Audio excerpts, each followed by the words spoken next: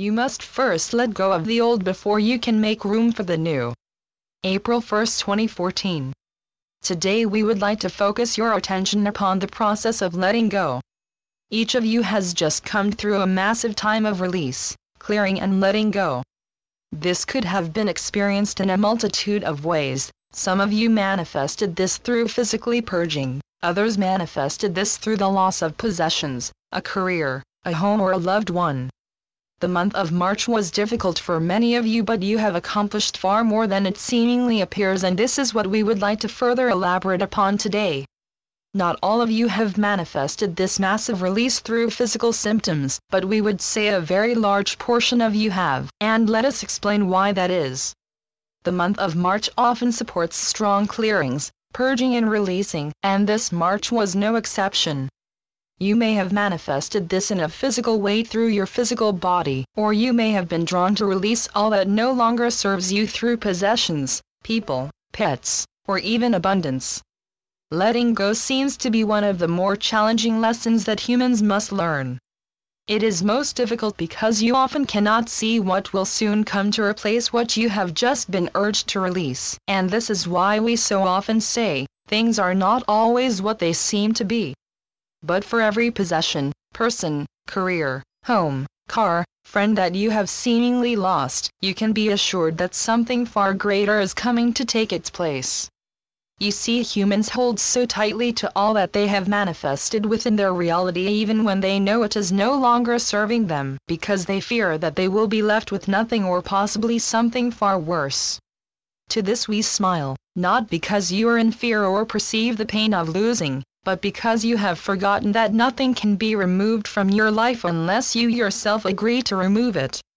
Surely, your higher self would not urge you to release something if it did not see a far better replacement.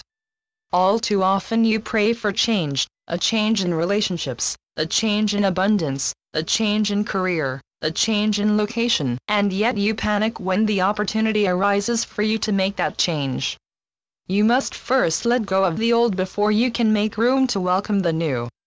When all that you have known is removed from your reality, rejoice, not because you have seemingly lost everything, but rather because you are about to gain so very much more.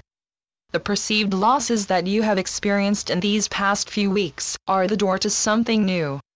We have said many times that this year will test your faith and trust in yourself and the power that you hold within.